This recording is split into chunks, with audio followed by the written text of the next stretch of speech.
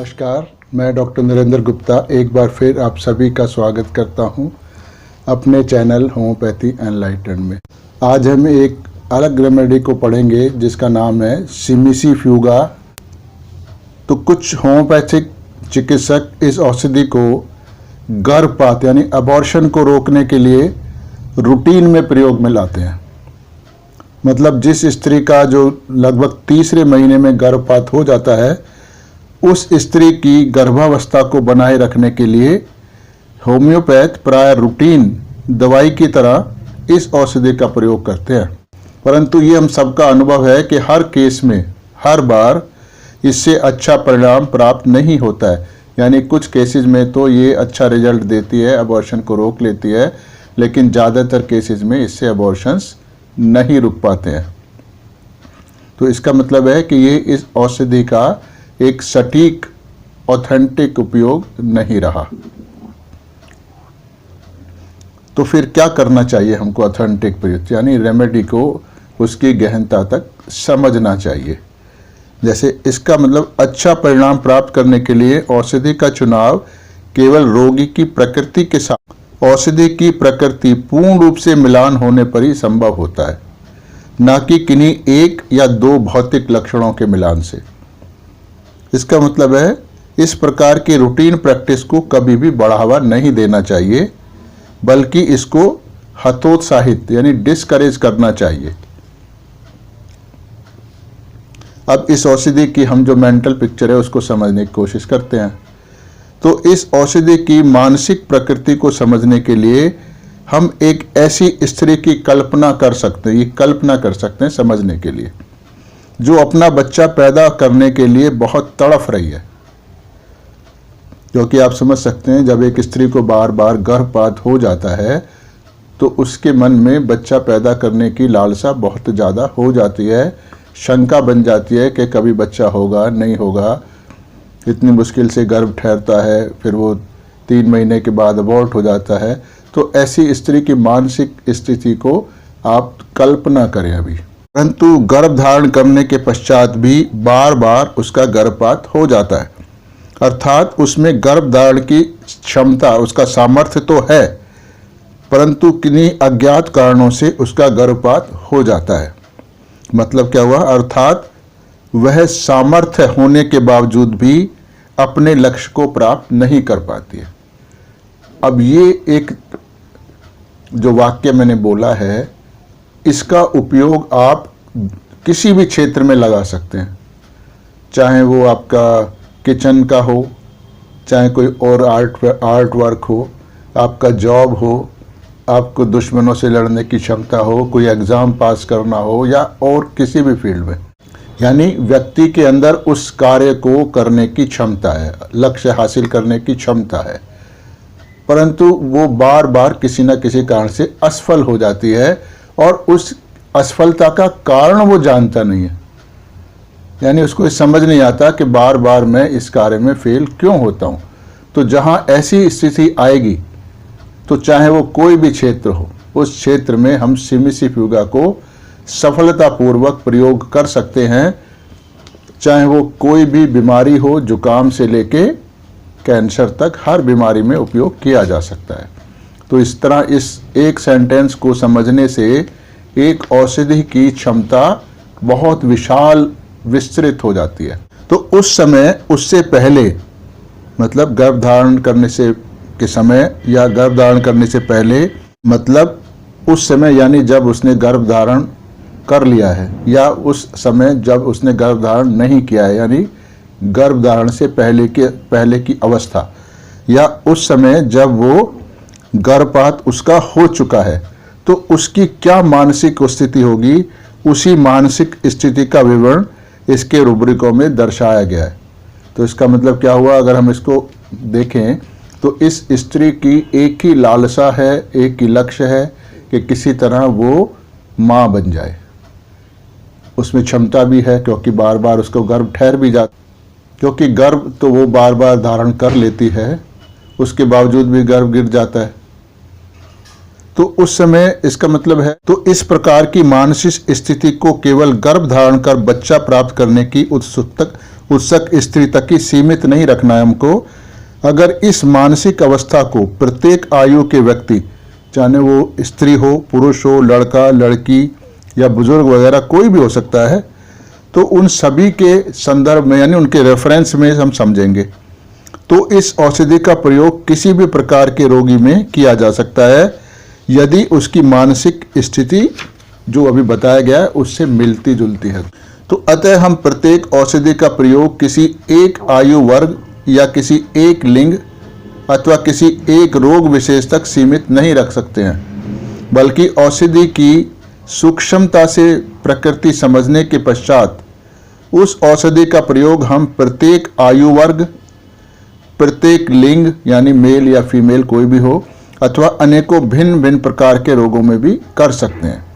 अतः किसी भी औषधि पर विभिन्न प्रकार के लेबल लगाना, जैसे हम लगा देते हैं ना, जैसे बच्चों की औषधि है, ये ओल्ड एज रेमेडी है, बुढ़ापों वाली, स्त्रियों की औषधि है, या किसी रोग विशेष की औषधि है, जैसे लिवर की औषधि है, टाइफाइड की औषधि है वगैरह वगैरह, इस किस्म के लेबल हम लगाते हैं। या ये एक्यूट रेमेडी है, ये क्रोनिक रेमेडी है, ये माइजमेटिक है, ये सिफिलिटिक है, ये वगैरह, ये हज़ारों किस्म के लेबल हमने इसमें लगाए जाते हैं जो सभी एक किस्म से वो गलत हैं।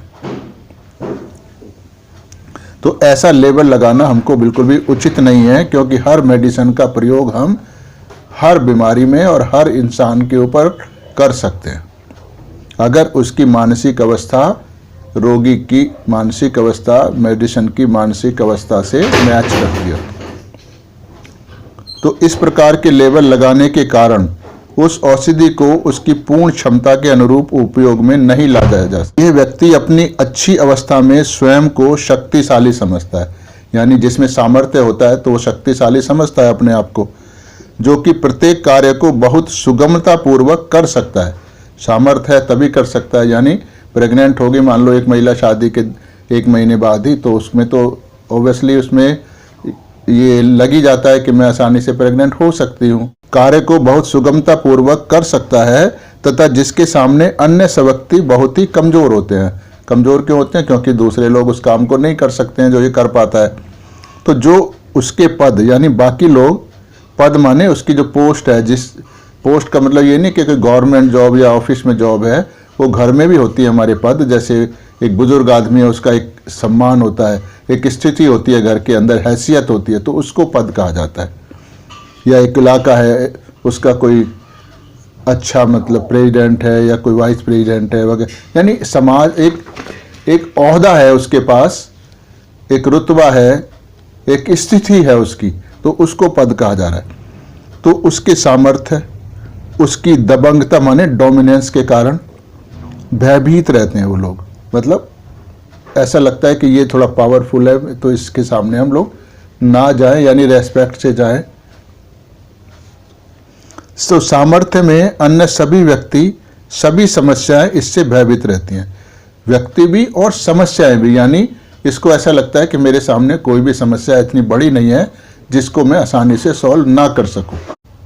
कहने का मतलब ऐसे समझ लो कि समस्या तो मुझको देखते ही भाग जाती है। समस्या क्या होती है ये मेरी डिक्शनरी में नहीं है। तो ऐसा इसकी मेंटालिटी होती है सिमिसी फुगा की। तो यानी समस्या इसको देखकर ही भयभीत हो भाग खड़ी हो जाती है, अर्थात यह हर समस्या को बहुत ही सुगमता पूर्वक हल करने की शक्ति रखता है। इसलिए अन्य लोगों को बहुत ही महत्व नहीं देता ज़्यादा। तो क्या समझता है? चूहा, कीड़ा मकोड़ा, चूहिया आदि के समान समझता है बाकी लोगों को ये।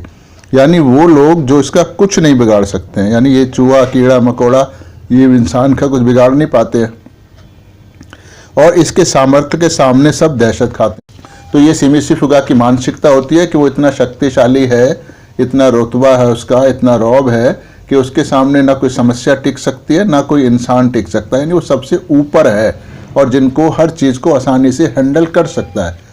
पर जब नहीं कर पाएगा ऐसी सोच रखने वाला आदमी, तो उसकी क्या हालत होगी ये आप समझ सकते हो कि उसके दिमाग पे कितना सेटबैक लगेगा।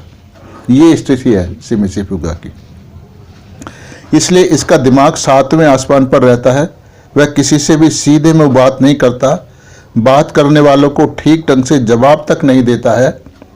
यानी आंसर्स हेस्टली, आंसर्स इवेजिवली, आंसर्स इररेलेवेंटली। ओ वैसे हाँ यार देख लिया, चल हो जाएगा, अरे सुन लिया ना यार तू जा। तो इस तरह के आंसर्स इसके होते हैं क्योंकि सामने वाले को उतना रेस्पेक्ट दे ही नहीं रहा है।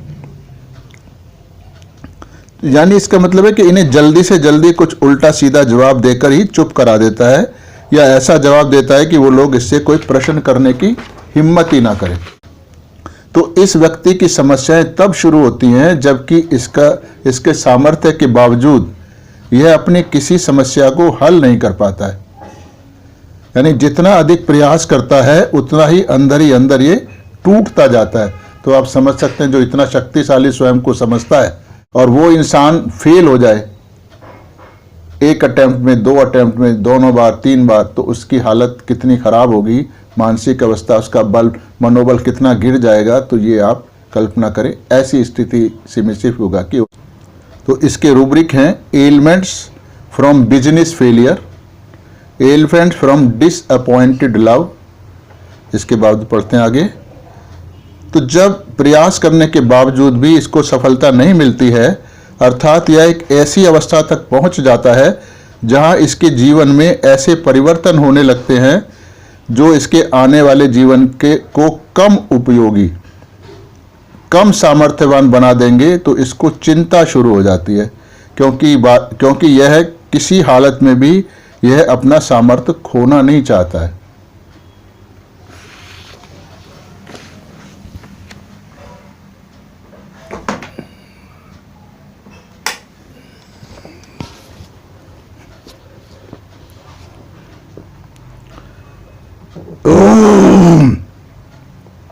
तो इसके रूब्रिक हैं anxiety, climacteric period during, climacteric period aggravate.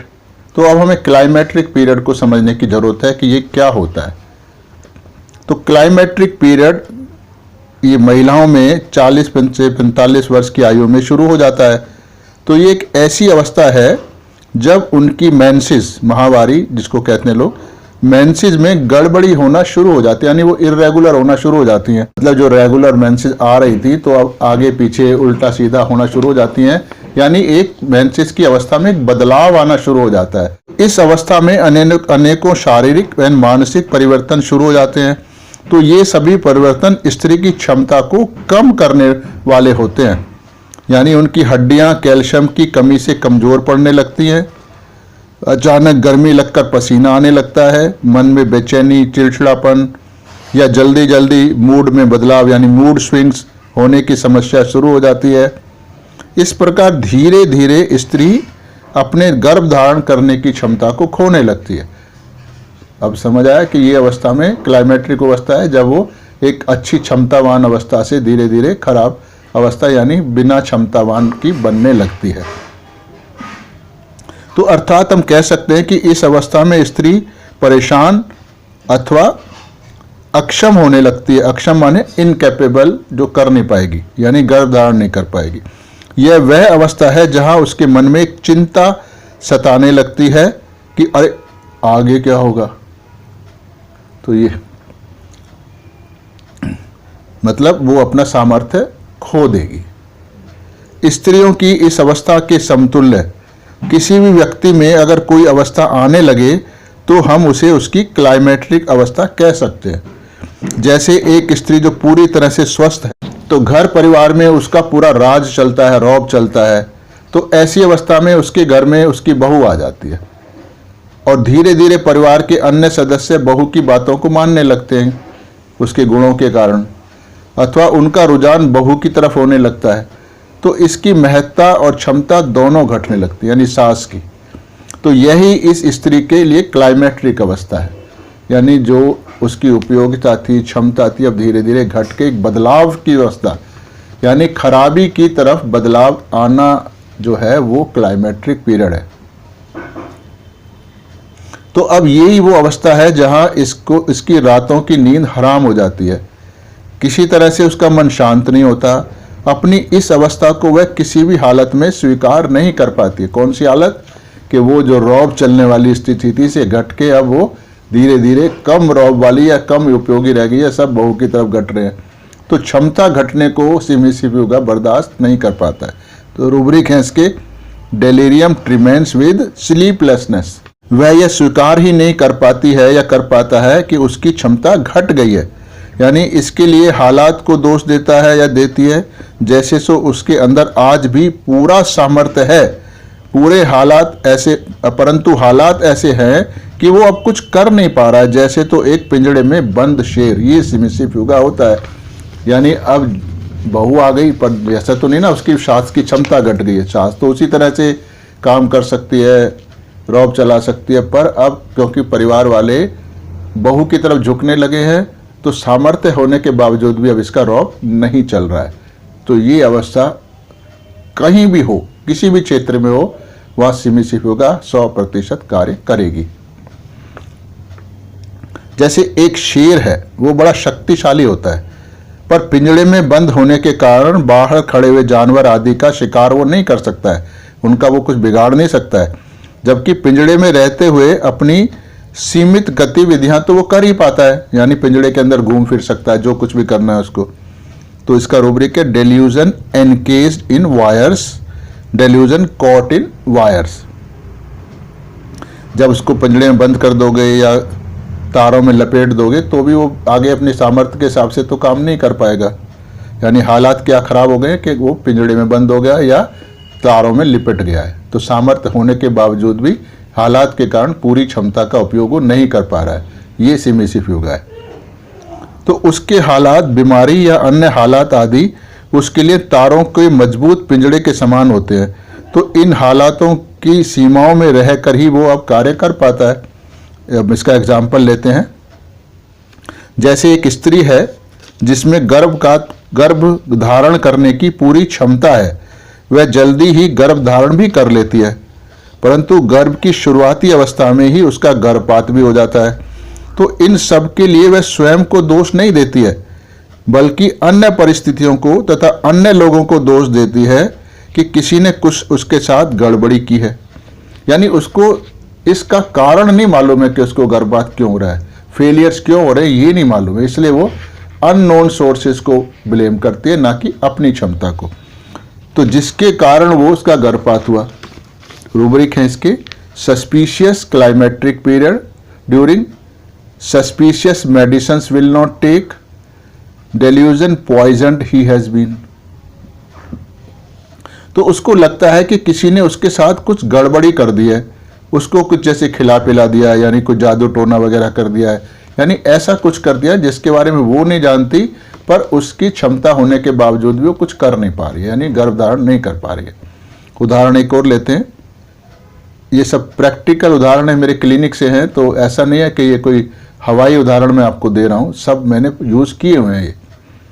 तो एक युवा डेंटिस्ट जिसके शरीर में फोड़े निकलने लगे, फोड़े माने एब्सेस, वह अब बहुत परेशान महसूस कर रही है, क्योंकि वो कहती है कि उसको आज तक कभी भी ऐसी गंदी वाली बीमारी नहीं हुई है, यानी फोड़े निकलने को वो गंदी वाली बीमारी कहती है। गंदी बीमारी से उसका मतलब खून में कीटाणुओं का पैदा हो जाना है, जिसके कारण उसको फोड़े हुए हैं, यानी उसका खून दूषित हो गया है और शरीर को नुकसान पहुंचा रहा है। मुझे छोटी मोटी बीमारी तो कभी कभी होती रहती थी, यानी छोटी मोटी मानी इसके सामर्थ्य के हिसाब से वो छोटी, पर अब ये फोड़े निकले तो अब ये तो कुछ कर नहीं पा रही है। परंतु ऐसी गंदी सारे शरीर में इन्फेक्शन वाली बीमारी मुझको कभी नहीं हुई थी। इसका कारण फिर वो बताती है कि आजकल उसने सहज योग विधि से ध्यान करना बंद कर दिया है। ये सहज योग का ध्यान करती है और स्वस्थ रहती थी, तो अभी वो किसी वजह से नहीं कर पा रही है, हालात की वजह से। तो सिमिसिफ्यूगा में हालात बहुत इंपॉर्टेंट होते हैं। तो ध्यान करना बंद कर दिया है, जिसके कारण उसके शरीर में हर प्रकार की नकारात्मक यानी नेगेटिव फोर्सेस उसके शरीर में घुस गई हैं और उसको नुकसान पहुंचा रही है, यानी उसके शरीर में जहर प्रवेश कर गया है। जहर क्या होता है? एक ऐसी वस्तु, कोई बात वगैरह होती है जो शरीर में पहुंचकर शरीर को नष्ट करना शुरू कर देती है। तो इसको ठीक करने के लिए वह किसी भी प्रकार की औषधि नहीं लेती है, बल्कि कहती है कि वो फिर से सहयोग विधि से अच्छे से ध्यान करने लगेगी तो ये सभी नकारात्मक उसके शरीर से निकल जाएगी। अर्थात वो अपने बलबूते पर ही समस्या का समाधान करना चाहती है। तो यही तो सिमिसिव युगा है कि जो अपने बल पर काम करना चाहता है पर कर नहीं पाता है। तो सिमिसिव युगा व्यक्ति को अपने काम से मतलब होता है, अर्थात वह किसी भी कीमत पर परंतु अपने ही बलबूते पर उस लक्ष्य को हासिल करना चाहता है। उसको लगता है कि ऐसे लक्ष्य को हासिल करना उसके बाएं हाथ का खेल है, यानी लक्ष्य को बड़े आराम से हासिल कर सकता है, इतना सामर्थ्य वो समझता है। तो कोई बाधा किसी भी रूप में, यानी चाहे वो व्यक्ति हो या कोई अन्य कोई अड़चन हो, तो कोई भी बाधा उसको इस लक्ष्य को हासिल करने से नहीं रोक सकती है, क्योंकि वो खुद शक्तिशाली है और बाधा को पार कर सकता है। तो क्योंकि ये बाधाएं व्यक्ति आदि उसके सामने चूहे चुहिया कीड़े मकोड़े के समान मामूली शक्ति वाली होते हैं, जो कि उसके प्रभाव से एकदम से भाग खड़े होते हैं। रूब्रिक्स हैं इसके, delusions animals of delusions persons are rats mice insects etcetera. Delusion sees mice, delusion sees mice mouse running under a chair. Delusion rats sees running across the room. तो इनका क्या मतलब होता है? तो इस व्यक्ति को अपनी समस्याओं, अपना काम आदि बिल्कुल ऐसे लगता है जैसे वो बिल्कुल आसानी से अपनी मर्जी के अनुसार चला सकता है या चला रहा है। रूब्रिक है इसका, डेल्यूजन सीज शीप, अर्थात इसके भेड़ें, शीप माने भेड़, इसको भेड़ें नजर आती है। तो भेड़ अब क्या होता है, यानी शीप। तो शीप एक बहुत सीधा साधा शरीफ सा जानवर होता है जिसे डंडे के जरा से इशारे मात्र से इधर से उधर चलाया जा सकता है। उसकी अपनी कोई मर्जी नहीं होती है, वो स्वयं अपना कोई फैसला नहीं कर पाता है, परंतु झुंड के अन्य भेड़ जहां पर भी जाते हैं उन्हीं के साथ वो चलता चला जाता है। अथवा भेड़ों का मालिक हजारों भेड़ों को भी बिना कोई बल प्रयोग करे मामूली सी छड़ी के सहारे नियंत्रित कर लेता है। तो हम कह सकते हैं कि भेड़ ऐसा पशु है जिसे बहुत ही सुगमता पूर्वक नियंत्रित किया जा सकता है और उसमें उससे कोई खतरा भी नहीं होता, यानी भेड़ से किसी को कोई खतरा नहीं होता है, वो मारता पीटता नहीं है, काटता नहीं है आपको। अतः हम कह सकते हैं कि सिमिसिव युगा व्यक्ति को कोई समस्या, कोई बीमारी, कोई व्यक्ति आदि इतना कठिन नहीं लगता जिसे वो आसानी से नियंत्रित ना कर सके, यानी वो हर चीज को आसानी से नियंत्रित कर सकता है। ये उसके अपने सामर्थ्यवान होने का एहसास है, अर्थात वह हर चीज को आसानी से नियंत्रित कर सकता है। जैसे हमने ऊपर एक डेंटिस्ट के केस में भी आपको बताया, तो डेंटिस्ट के केस में उसको लगता है कि यह इन्फेक्शन ध्यान न करने के कारण उसके शरीर में आ गया। मतलब अगर वो ध्यान करती रहती तो इन्फेक्शन नहीं लाता, तो थोड़ी शक्ति घटी ना उसकी।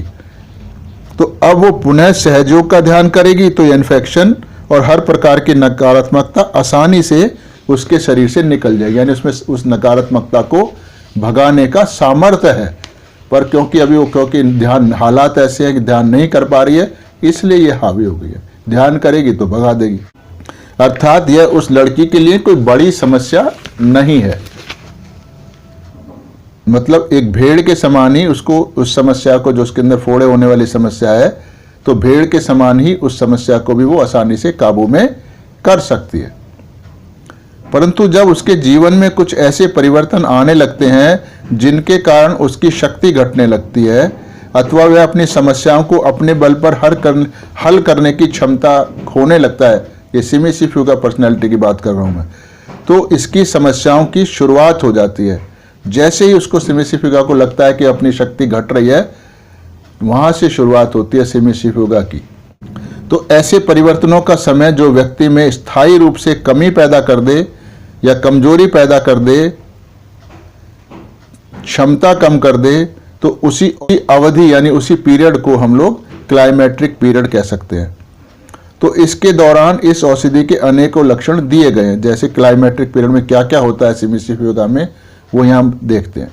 Anxiety climacteric period during, climacteric period aggravate, excitement climacteric period during, fear of insanity losing his reason of during climatic period, hysteria at climatic period, insanity climatic period during, sadness climaxis after, suspicious during climatic period। इसने बहुत सारे rubric climacteric period से संबंधित दिए गए हैं। परंतु जब उसके जीवन में कुछ ऐसे परिवर्तन आने लगते हैं जिसके कारण उसकी शक्ति घटने लगती है तथा वह अपनी समस्याओं को अपने बल पर हल करने की क्षमता खोने लगता है, तो ही इसकी समस्याओं की शुरुआत हो जाती है। यानी ऐसा व्यक्ति फिर सबमिसिव यूगा पेशेंट बनने लगता है।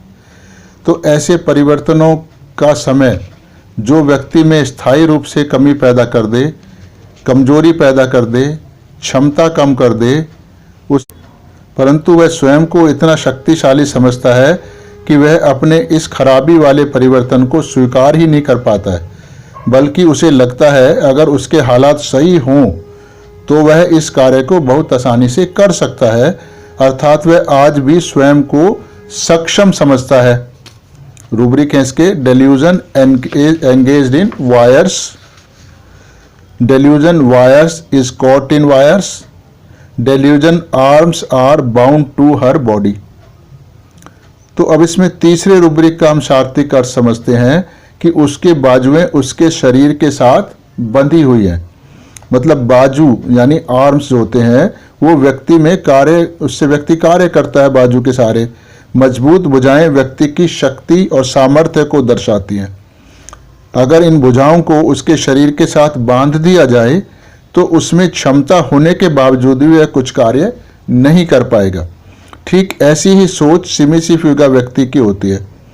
इसका दूसरा रूब्रिक का दूसरा माने delusion wires is caught in wires. तो इस रूब्रिक का शाब्दिक अर्थ है कि वह तारों में उलझ गया है। तार धातु से बने होते हैं और शक्तिशाली होते हैं और तार इधर उधर फैले होते हैं, तो उनमें वो आसानी से एक दूसरे में उलझ भी सकते हैं या उलझ जाते हैं। तो जिनको सुलझाकर एक दूसरे से अलग करना भी काफ़ी कठिन कार्य होता है। तो इस व्यक्ति को भी यही लगता है कि अब तो ऐसी समस्याओं में वो उलझ गया है जो बहुत ही पेचीदा हैं, और एक समस्या को हल करता है तो दूसरी समस्या आ जाती है, दूसरी को हल करता है तो तीसरी आ जाती है, और तीसरी को हल करता है तो फिर पहली या दूसरी समस्या उठ खड़ी होती है। अर्थात वो इन समस्याओं के दायरे से शक्ति होने के बावजूद भी बाहर निकल नहीं पा रहा है। तो पहले रूब्रिक का शाब्दिक अर्थ है कि वह तार के बने हुए एक पिंजड़े में बंद है, अर्थात उसके हालात ऐसे हैं कि वो अपने लक्ष्य को शक्ति होने के बावजूद भी हासिल नहीं कर पा रहा है। इसका उदाहरण लेते हैं एक और।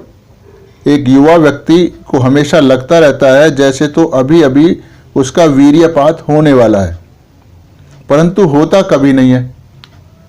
परंतु इस अनुभूति के कारण उसको हमेशा ही डर बना रहता है कि इसलिए वह कुछ भी नहीं कर पाता है। अगर ऐसी अनुभूति ना हो तो वो अपने सभी काम आसानी से कर सकता है। उदाहरण के लिए उसको अपने काम पर नियमित रूप से सफ़र करना पड़ता है, यानी लंबा ट्रैवल करना पड़ता है। तो बीमारी होने से पहले वह अपने जो भी उसका डेस्टिनेशन है, जहाँ काम करने की दुकान है उसकी, वहाँ तक वो रेलगाड़ी से सुगमता पूर्वक जाता था, क्योंकि अब रेलगाड़ी कम खर्चीली होती है इसलिए वो उसमें जाता था। परंतु अब वो रेलगाड़ी में वह सफ़र नहीं कर पाता है, क्योंकि रेलगाड़ी में होने वाले कंपन यानी जो वाइब्रेशंस होते हैं रेल के कारण, रेल के डब्बे में, उनके कारण उसको वीर्यपात यानी वीर्य निकल जाना, वीर्यपात होने जैसी अनुभूति बहुत तीव्रता से होने लगती है। इसलिए मजबूरी के कारण अपनी कार में जाना पड़ता है उसको, जो कि बहुत ही खर्चीली होती है। यह खर्चा बचाने के लिए इसको कभी कभी अपने काम से छुट्टी भी करनी पड़ जाती है, जो कि इसके लिए मानसिक रूप से काफ़ी कष्टकारी होती है। मतलब वीर्यपात की जो समस्या ना हो, वीर्यपात की अनुभूति की अगर समस्या ना हो तो फिर तो ये हर रोज़ काम पे जाएगा। तो केवल उस समस्या के कारण काम पे नहीं जा पा रहा है, यानी काम पे जाने की क्षमता होने के बावजूद भी वह ये काम नहीं कर पा रहा है, क्योंकि उसको वीर्यपात होने के जैसा अनुभव आते लगता है, यानी क्षमता के बावजूद भी नहीं कर पा रहा है वो। तो इसका यही कहना है कि छुट्टी करके घर पे बैठे रहो जी, वो भी इस बीमारी के कारण। यानी बीमारी को वो बिल्कुल ऐसा समझ रहा है कि ये बड़ी बाधा है। यह बीमारी उसके लिए पिंजड़े का काम कर रही है, क्योंकि काम करने की पूरी क्षमता होने के बावजूद भी अपनी गतिविधियां बीमारी के कारण सीमित करनी पड़ गई हैं, क्योंकि पिंजड़े में बंद व्यक्ति शेर आदि संपूर्ण रूप से क्षमतावान होते हुए भी अपनी सारी गतिविधियां पिंजड़े की सीमाओं तक ही सीमित रखने को मजबूर होता है। अगर उसका ये पिंजड़ा हट जाए, उसके चारों तरफ पड़ा तारों का जंजाल हट जाए, या उसकी बाजुओं को उसके शरीर से खोल दिया जाए, अर्थात उसकी परिस्थितियों को उसके अनुकूल बना दिया जाए, तो वह आज भी हर प्रकार की समस्या का समाधान बहुत सुगमता से कर सकता है। अभी आगे बताता है, डॉक्टर साहब मेरे खांसी इसलिए नहीं जा पा रही है क्योंकि आजकल बरसात का मौसम है, इस वजह से मैं पार्क में जाकर थोड़ी सी देर भी योगा करूंगा तो खांसी तो एकदम से उड़नछू हो जाएगी। मतलब बरसात उसके लिए पिंजड़ा है। उसको अपनी समस्याओं की वजह की समझ होती है, परंतु समस्या को भी पूरी समझ होती है कि उसकी समस्याएं क्या हैं। Delusion dark objects and figures sees, delusion sees figures, delusion sees images phantoms etcetera. तो अपने लक्ष्य को पाने के लिए, अपनी हर समस्या का समाधान करने के लिए एकदम से वो अधीर हो उठता है। अधीर माने इम्पेशेंस हो उठता है कि जल्दी से जल्दी उसकी समस्या दूर हो जाए, क्योंकि वह स्वयं को बंधन में नहीं देखना चाहता है और ना ही वो चाहता है कि उस जैसे शक्तिशाली व्यक्ति के मुकाबले उसके सामने कोई टिक कर खड़ा हो सके, उसका सामना करने का साहस कर सके, चाहे वे बीमारी हो, चाहे व्यक्ति हो या हालात हो। परंतु सामर्थ्य घटने के पश्चात ही उसको लगने लगता है कि वह पिंजड़े में बंद है या तारों से घिरा हुआ है, यानी समस्याएं पावरफुल हो गई हैं। उसका दिमाग बड़ी तेजी से चलता है, इसलिए वह हर समस्या का समाधान ढूंढने में सक्षम होता है, यानी शार्प माइंड तो होता है। Ideas abundant, clearness of mind. तो इतना शक्तिशाली, मतलब किस तरह, किस चीज से शक्तिशाली? बुद्धि से, शरीर से, सामाजिक हैसियत वगैरह से। तो इतना शक्तिशाली होने के कारण किसी चीज की वो परवाह नहीं करता है, सभी चीजों को एक खेल की तरह लेता है वो। तो उसकी समस्याओं को हटाना, अपने विरोधियों को काबू करना, सब कुछ उसको एक खेल जैसा लगता है, यानी इसे वो आसानी से कर सकता है, इतना सामर्थ्यवान है। और इस खेल को खेलना भी उसको बहुत अच्छा लगता है, प्लेफुल। यानी जो अपने से छोटे लोग हैं जिनको वो काबू कर सकता है, तो उनको काबू करना भी उसको, ये देखना कि मेरे अंडर हैं, मेरे काबू में हैं, मेरे एक ऑर्डर से या मेरी मौजूदगी में ये घबरा उठते हैं, तो ये उसको बड़ा मजा कर लेता है, उसमें आनंद आता है इसको। तो अब अपने लक्ष्य, लक्ष्य क्या होता है? लक्ष्य तो कुछ भी हो सकता है, तो उसको प्राप्त करना चाहता है वो।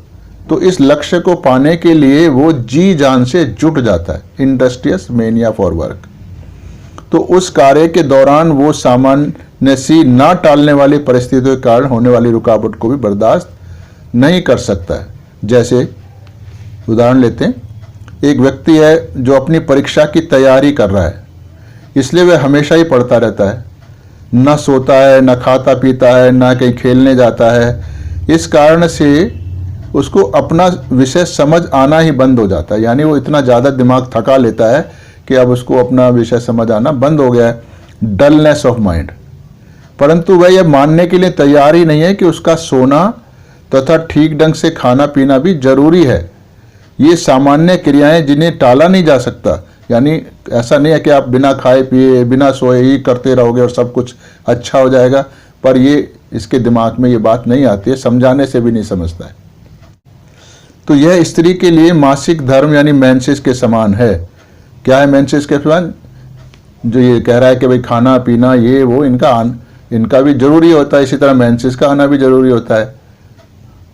तो उसको तो टाला जा नहीं सकता, टालने से समस्याएं आती हैं। तो इसलिए खाना पीना भी की तुलना हम लोग के महिला के मेंसेस के समान कर सकते हैं, क्योंकि यह एक स्वस्थ महिला के लिए प्रत्येक महीने मेंसेस का आना बहुत जरूरी होता है। इसके लिए तो केवल अपने लक्ष्य को हासिल करना ही एकमात्र जुनून हो जाता है, बिजनेस टॉक्स ऑफ। तो जब व्यक्ति अपने लक्ष्य को प्राप्त करने के लिए इतना अधिक समर्पित होता है, तो उसके रास्ते में आने वाली हर अड़चन पर वो तीव्र प्रतिक्रिया करता है। जितनी आपके अंदर सामर्थ्य होगा, जितनी डिजायर ज़्यादा होगी, उतना ही रिएक्शंस भी ज़्यादा होंगी। इसलिए इस औषधि में मेंसेस से संबंधित बहुत सारे रूब्रिक दिए हुए हैं, क्योंकि स्त्री को गर्भ धारण करने के लिए माहवारी का यानी मेंसेस का ठीक प्रकार से समय पर आना या ना आना या रुक जाना आदि सभी का अति महत्व होता है। एक लेते हैं, जैसे जब ऐसा समर्पित और लक्ष्य को पाने के लिए दृढ़ निश्चयी व्यक्ति अपने लक्ष्य को प्राप्त नहीं कर पाता है तो उसको गहरी मानसिक चोट लगती है। क्यों लगती है चोट? तो हर क्रिया की उसी बल से अपने विपरीत प्रक्रिया भी होती है, यह न्यूटन का एक अटल नियम है। तो क्यों चोट लगती है? जैसे इसके दर्शाने के लिए अनेकों रूब्रिक दिए हुए हैं। Elements business failures from insanity business failures in. तो इस लक्ष्य प्राप्ति की क्रिया के दौरान होने वाली हर छोटी से छोटी अड़चन भी उसको तीव्र क्रिया के लिए उकसाती है। इरिटेबिलिटी एट ट्रिफल्स, वो निरंतर अपने लक्ष्य प्राप्ति की क्रिया में अपने लक्ष्य की तरफ बढ़ते रहना चाहता है। उसके दौरान एक बेचैनी रहती है कि वो जल्दी से जल्दी बिना अड़चन के अपना लक्ष्य हासिल कर ले। जैसे इसको कहाँ से लिया हमने? जैसे एक महिला जिसको बार बार गर्भ होता है तो उसको गर्भ पाने की बहुत इच्छा है और गर्भपात होना उसके लिए अड़चन है। तो हर महीने मेंसेस आना भी उसके लिए अड़चन हो गई कि हर महीने मेंसेस आने का मतलब गर्भ धारण नहीं कर पाई, तो इन सबसे वो इरिटेट होती है। तो इसके रूब्रिक लिए restlessness, move, must constantly move. तो इस रूब्रिक का शाब्दिक अर्थ है कि उसे एक जबरदस्त बेचैनी है कि वो निरंतर गतिशील रहे। किधर की तरफ? गतिशील किधर की तरफ रहे? कोई दिशा तो होनी चाहिए ना। अपने लक्ष्य की तरफ गतिशील रहे, उसमें कोई रुकावट ना आए। अगर एक स्त्री माँ बनना चाहती है, उसके लिए प्रयास कर रही है, जो भी सेक्स वगैरह करना होता है नियमित रूप से, तो वो ये चाहती भी है कि वो इस बार सेक्स करे इस महीने तो फिर वो प्रेग्नेंट हो जाए। अगर नहीं हो पाती है तो फिर उसको खींच चढ़ती है, निराशा नहीं आती है, उसमें इरिटेबिलिटी आती है। इसलिए ऐसा व्यक्ति अपने आसपास के लोगों को अपने से दूर रखेगा। Company abhors to desire for solitude, ताकि उसके काम में कोई अड़चन ना बने। तो अपनी अन्य जिम्मेदारियों की तरफ या अन्य भी किसी कार्य की तरफ ध्यान नहीं देगा। Indifferent to domestic duties, indifference to everything. तो ऐसे उन लोगों से बात तक नहीं करेगा। Talks indisposed to desire to be silent. जबकि सिमिसिफ होगा स्वभावतः तो बातों नहीं होता है, बहुत बोलता है क्योंकि वो समझदार व्यक्ति है, इंटेलिजेंट है तो बोलता भी ज़्यादा है। तो बातूनी पना तब तक ही चलता है जब तक कि उसका ध्यान अपने लक्ष्य की तरफ ना हो। एक बार अपने टारगेट की तरफ उसने अपना ध्यान फिक्स कर लिया तो वो अपने हर क्रियाकलाप जो उसको लक्ष्य पाने में रुकावट डाल रहा है या उसके लक्ष्य पाने की गति को कम कर रहा है, तो ऐसे फिर किसी भी चीज़ को नहीं करेगा। और ना अगर कोई हो रही होगी तो उसको बुरी तरह से अपने सामने से हटाना चाहेगा, यानी उसकी रिएक्शंस वायलेंट होंगी। तो इसके रूब्रिक हैं talk indisposed to alternative with loquacity, answers aversion to loquacious at other times. तो यानी जब उसका ध्यान अपने लक्ष्य की तरफ नहीं होगा, यानी उसका कोई टारगेट है ही नहीं ऐसे समय में, तो शेष समय उनको ठीक ढंग से जवाब तक नहीं देता है। Answers aversion to, refuses to answers, answers hastily, answers evasively, answers irrelevantly. मतलब ऐसा क्यों करता है व्यक्ति? ताकि उसका सारा समय और सारी शक्ति इन लोगों को जवाब देने में ही ना निकल जाए। अपनी समस्या के समाधान, चाहे वो समस्या का कोई बीमारी का इलाज हो या कोई लक्ष्य प्राप्ति हो, तो यानी वो समस्याओं के समाधान को किसी की मदद लेना पसंद नहीं करता है। Suspicious will not take medicine, किसी की मदद समस्या के समाधान के लिए औषधि के समतुल्य ही होती है। ऐसा तभी होता है जब उसको किसी की सलाह मानने के कारण पहले कभी नुकसान हो चुका हो, तब ये काम बंद करता है वो। Delusion poisoned, he has been poisoned, fear of being poisoned, कि कहीं उसको फिर गलत सलाह देकर उसके इस लक्ष्य से वो भटका ना दे। तो यह गलत सलाह ही उसके लिए जहर के समान होती है। उसे लगता है कि इस गलत सलाह मानने के कारण ही पहले ही उसका नुकसान हुआ था, तो अब फिर ना हो जाए, तो इसलिए सलाह नहीं मानता है। यानी जो लोग भी सलाह दे रहे हैं तो उन सबको शक की निगाह से देखता है कि ये कहीं कुछ ना कुछ गड़बड़ करने के लिए तो सलाह नहीं दे रहे हैं मुझको। तो जब व्यक्ति अपने लक्ष्य प्राप्ति के लिए दृढ़ निश्चय होकर कठोर मेहनत से काफ़ी समय तक लगा रहता है, मतलब बिजी रहता है, तो उसके स्वास्थ्य पर बुरा असर पड़ने लगता है, ये बड़ा स्वाभाविक है।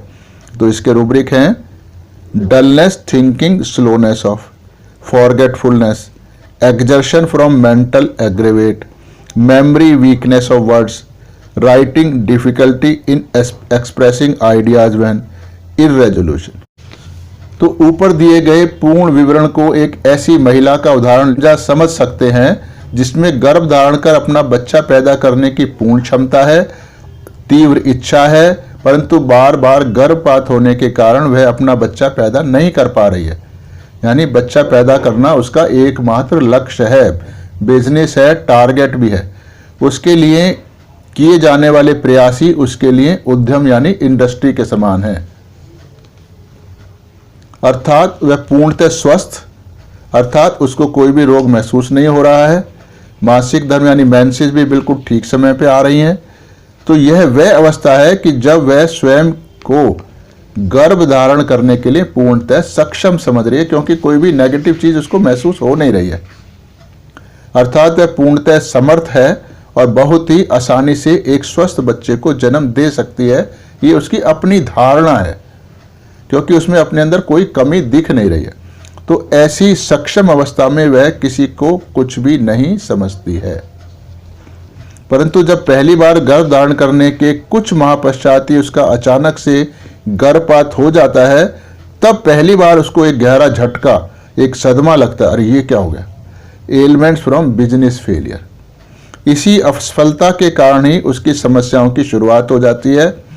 अब अगर वह 2-3 महीने तक भी गर्भ धारण नहीं कर पाती है तो उसकी चिंताएं बढ़ने लगती हैं, यानी क्षमता के घटने का एहसास होने लगता है, और यही सिमिसिफ्यूगा की परेशानियों की शुरुआत है। तो रूब्रिक क्या है इसमें? Anger menses during, anxiety menses during, confusion of mind before menses and also during menses, excitement during menses. मतलब उसका पूरा व्यवहार ही बदल जाता है अगर बच्चा 2-3 महीने उसको ना हो पाए तो। यानी उसके लक्ष्य प्राप्ति में अगर कोई कमी के कारण उसको टाइम लग रहा हो तो सारा व्यवहार बदलता है। Hysteria menses during, hysteria during copious menses, irritability during menses, restlessness during suppressed menses. मतलब क्या हुआ? सप्रेस्ड मेंसेस माने अगर मेंसेस रुक जाने के कारण गर्भ धारण करने की संभावनाएं तो बहुत कम हो जाती हैं, इसलिए ये बेचैन उठती है कि अपने बच्चा पैदा करने के लक्ष्य को कैसे पूरा कर पाएगी। एक और रूब्रिक है sadness menses during, sadness during suppressed menses, sharing menses during. क्योंकि मेंसेस आने का मतलब है कि वह इस महीने भी गर्भपात नहीं कर पाई है, तभी तो मेंसेस आएगी ना। Restlessness must constantly move. मतलब जैसे जैसे गर्भ धारण करने में देरी होती जाती है, इसको शक बढ़ने लगता है कि कोई ना कोई उसके गर्भ धारण करने में से रोक रहा है, क्योंकि अपने अंदर तो कोई दोष इसको दिख ही नहीं रहा। तो वह स्वयं में कभी कमी नहीं ढूंढती है, ना ही वह स्वयं को किसी प्रकार से अक्षम या कमजोर स्वीकार कर पाती है। इसलिए उसको लगने लगता है कि कुछ अन्य लोग या अन्य कोई चीजें हैं, अन्य कोई हालात हैं जो उसको नुकसान पहुंचा रहे हैं, जिनका उसको मालूम तक नहीं है कि कौन चीज उसको नुकसान पहुंचा रही है। Delusion poison he has been. और आगे भी उसको कोई नुकसान पहुंचाने के लिए वो कुछ भी कर सकते हैं, क्योंकि जब पता ही नहीं कौन पहुंचा रहा है तो भविष्य की चिंता भी आ ही जाएगी। Fear poison of been. तो सभी को शक की निगाहों से फिर देखेगी वो कि इस वजह से तो नहीं हो रहा, उस वजह से तो नहीं हो रहा, ये जो आया ये तो नहीं कर देगा, ये बीमारी आई है तो ये तो मुझे गर्भ धारण करने में नहीं रुकावट डालेगी, वगैरह वगैरह। तो suspicious medicine will not take. इसीलिए किसी को दी गई कोई चीज़ खाना नहीं चाहती, जैसे कोई प्रसाद लाया वो नहीं खाएगी कि कहीं जादू टोना करके ना दे गया हो जिससे मेरे को बच्चा ही ना हो। अथवा किसी को भी दी गई सलाह को भी नहीं मानेगी। अगर कोई किसको भी सलाह दे भी तेरे को ऐसे करना चाहिए, ऐसे करने से बच्चा हो जाएगा, तो उसको लगता है कि यार ये तो सलाह दे रही है, कहीं ऐसा ना हो कि जानबूझ के मुझे ऐसे रास्ते में फंसा रही है कि भाई मेरे को बच्चा ही ना हो। मतलब सिर्फ बच्चे की बात नहीं कर रहे हैं हम लोग यहाँ पे, ये किसी भी क्षेत्र का हो सकता है। यानी जो वो टारगेट हासिल करना चाहता है तो लोग भी तो उसी से संबंधित सलाह देंगे। तो इसलिए लगता है कि इनकी सलाह उसको टारगेट हासिल करने के लिए, लक्ष्य हासिल करने में कोई ना कोई अड़चन पैदा कर सकती है कि शायद ये किसी दुष्टता के कारण, उससे दुश्मनाई के कारण इसको ये उल्टी पुल्टी सलाह देके उसको रास्ते से भटकाना चाहते हैं ताकि वो लक्ष्य हासिल ना कर सके। ये किसी भी क्षेत्र में हो सकता है।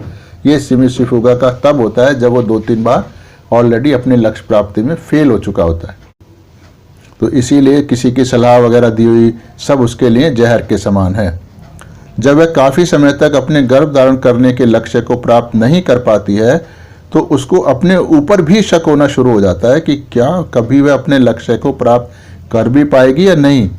यह घटती क्षमता का समय उसके लिए क्लाइमेट्रिक पीरियड के समान है। रूब्रिक हैं: anxiety climacteric period during, climacteric period aggravate, excitement climacteric period during, fear insanity during climacteric period, hysteria climatic period at, insanity climatic period during, sadness climaxes after, suspicious climatic period during। तो उसी दौरान उसको अनेकों समस्याएं भी शुरू हो जाती हैं, जैसे चिंता, डर, घबराहट, उत्तेजना वगैरह वगैरह। तो इस प्रकार धीरे धीरे अपनी घटती हुई क्षमताओं का एहसास होने लगता है और धीरे धीरे इस एहसास की तीव्रता भी बढ़ती जाती है, क्योंकि वह अपने शरीर से और बुद्धि से भी छोटे छोटे कार्य में असमर्थ होने लगती है। उसको उदासी एवं निराशा का भाव आने लगता है और उसकी समस्याएं, बीमारियां बहुत गंभीर और विकट और शक्तिशाली हो जाती हैं, ऐसे लगता है उसको। अब वह पुनः अपनी अच्छी क्षमतावान अवस्था को प्राप्त कभी नहीं कर पाएगी। रूब्रिक इसके हैं: fear danger of impending danger, fear of impending disease of, fear of disease being incurable and fear of murder of being. तो अपने सामर्थ्य को इतना अधिक खो देता है कि उसकी मामूली सी परेशानी, जिसको वह पहले जरा सा महत्व नहीं देता था, उससे भी उसको अब डर लगने लगता है कि वो कैसे इस परेशानी को हल करेगी। यानी बिल्कुल ही वो कमज़ोर लोग, जैसे अपने नीचे काम करने वाले नौकर, चाकर, सेवक, कर्मचारी आदि अन्य लोगों से भी उसको घबराहट होने लगती है कि वो इनको भी अच्छे से नियंत्रित नहीं कर पा रहा है। उन लोगों से भी उसको घबराहट होती है, फियर ऑफ रैट्स। तो स्वयं को हमेशा ही बीमार समझना कि वह अब तो बहुत ज़्यादा बीमार है, यह एहसास मानसिक ज़्यादा होता है, क्योंकि शारीरिक क्षमताएं उसके आज भी काफ़ी होती हैं लेकिन असफलताएं उसको तोड़ देती हैं। हाइपोकॉन्ड्रियासिस। तो सोचने समझने की शक्ति कम हो जाती है, दिमाग ठीक से काम नहीं करता है। Dementia epileptic of. जैसे तो उसके दिमाग पर कुछ धुंध सी छाई हुई है, उसे लगता ही नहीं कि कभी भी वह उसके जीवन में फिर वैसी खुशी, चुस्ती, फुर्ती, खुशहाली वापस आएगी। यानी हर तरफ से उसके जीवन में दुखों का और निराशा का एक बादल छाया हुआ है, जिसको उसको लगता है कि बादल कभी हटेगा नहीं। ये ऐसी उदासी, परेशानी की हालत उसको जीवन भर बनी रहेगी। तो इसको रूब्रिक है: delusion clouds heavy black coloured has enveloped her. जब ब्लैक क्लाउड आपको ले लेता है तो इस रूब्रिक का शाब्दिक अर्थ है कि उसके गहरे काले बादल ने पूरी तरह से ढक लिया है। वह तो आकाश में गहरे काले बादल आने से पृथ्वी तक सूर्य का प्रकाश नहीं पहुंचता है तथा गरज के साथ बारिश आने का भी पूर्व संकेत होता है। तो गहन अंधकार दुख, निराशा और भविष्य में कुछ अच्छा घटित न होने का संकेत है। तो इस भावना के आने पर व्यक्ति उदास रहता है, निराशाजनक स्थिति होती है, बात करना भी उसको अच्छा नहीं लगता है, कुछ भी काम करता है तो उदास मन से, अनिच्छा से धीरे धीरे करता है, या वो फिर बिल्कुल ही काम धंधा छोड़कर खाली बैठे रहने का उसका मन करता है, अर्थात प्रयास करने का बिल्कुल भी मन नहीं करता। रूब्रिक है: sits still, talk indisposed to, silent, desire to be, sadness, cold from becoming, will weakness of. तो अतः हम कह सकते हैं कि सिमिसी फुगा की यात्रा एक स्वयं को शक्तिशाली व्यक्ति, ऐसा व्यक्ति जो सब कुछ चुटकी बजाते ही कर सकता है, तो शक्तिशाली व्यक्ति समझे जाने से होती है, परंतु धीरे धीरे असफलताओं की पूरी श्रृंखला से गुजरने के बाद धीरे धीरे ऐसी स्थिति में वो पहुंच जाता है जहां स्वयं को कमजोर समझता है, निराश, उदास हो शांत होकर बैठ जाता है। परंतु वह इस अवस्था में खुश नहीं रहता है। पूर्ण गहन उदासी उसके मन पर छाई रहती है। क्योंकि वह स्वयं को ऐसी कमज़ोर स्थिति में कभी भी देखना नहीं चाहता है, हमेशा शक्तिशाली ही बना रहना चाहता है। तो इस औषधि का एक महत्वपूर्ण रूब्रिक और है, सैडनेस कोल्ड फ्रॉम बिकमिंग। इस रूब्रिक का शाब्दिक अर्थ है कि ठंडा पड़ जाने पर उदासी आ जाना। तो व्यक्ति के शरीर का सामान्य तापमान 37 डिग्री सेल्सियस रहता है।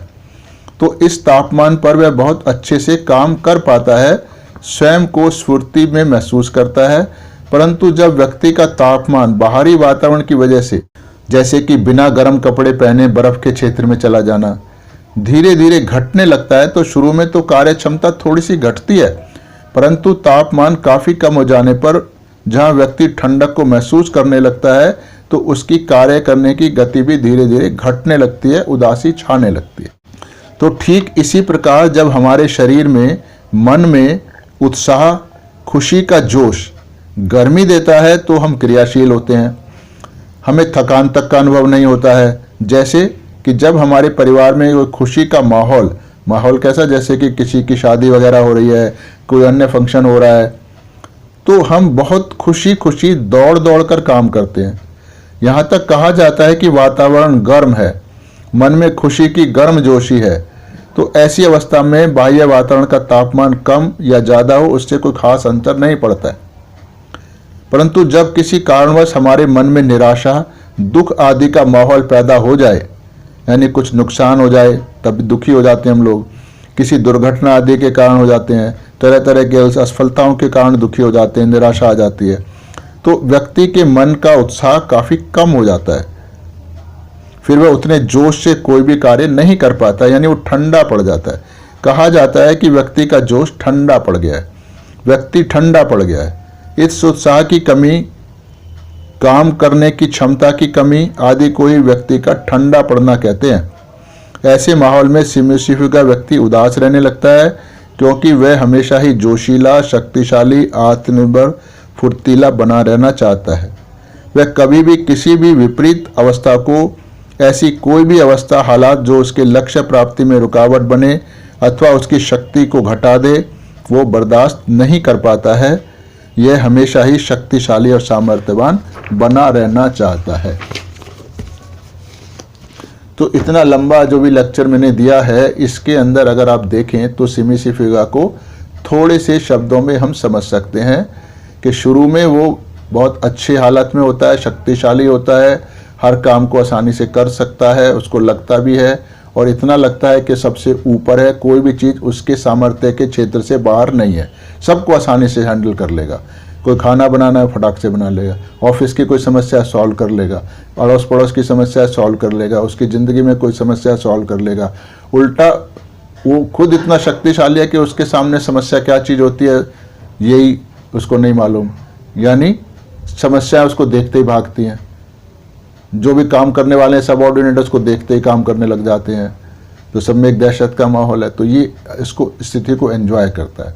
परंतु जब इसको किसी वजह से वो समस्या घटने लगती है, सामर्थ्य घटने लगता है किसी भी हालत, यानी अब इसने कोई काम किया और वो नहीं हो पाया, तो इसको अपने पे थोड़ा सा डाउट होता है, फिर धीरे धीरे और 2-4 बार होता है, तो फिर ये लगता है कि अभी तो मेरे अंदर वो वापस दोबारा वो समर्थ वाली स्थिति नहीं आएगी। तो ये सिम्युसिफिका का टोटल छोटा सा जीस्ट है। इसको किसी भी हालात में व्यक्ति हो, किसी भी किस्म के रोगी में हो, अगर ऐसी अवस्था, ऐसी मेंटेलिटी मिल जाती है, तो हम इसको सफलतापूर्वक हर बीमारी में, हर आयु वर्ग में, हर सेक्स में, हर कंट्री के लोग के लिए इस्तेमाल बहुत ही सफलतापूर्वक कर सकते हैं। तो हर मेडिसिन को हम इस तरह से बिल्कुल मेटाफोरिकली अगर हम समझेंगे तो रिजल्ट बहुत सटीक होगा और बहुत ही तीव्र होगा। यही असली होम्योपैथी है, जिसको हम होम्योपैथी एनलाइटन कहते हैं। इसीलिए कहते हैं क्योंकि इस किस्म का जो ज्ञान, जैसा मैं आपको बता रहा हूँ, किसी भी ऑथर ने इसको दिया नहीं है। तो ये मुझको क्यों आया है? क्योंकि मैं एक आध्यात्मिक व्यक्ति हूँ, मेरी कुंडलिनी शक्ति काफ़ी हद तक जाग गई है सहयोग के द्वारा, वो आपकी भी जागेगी। तो आप भी इस ज्ञान को आसानी से आत्मसात कर पाओगे और अपने ज़िंदगी में इसका प्रयोग सफलतापूर्वक कर पाओगे। वीडियो देखने के लिए बहुत बहुत धन्यवाद।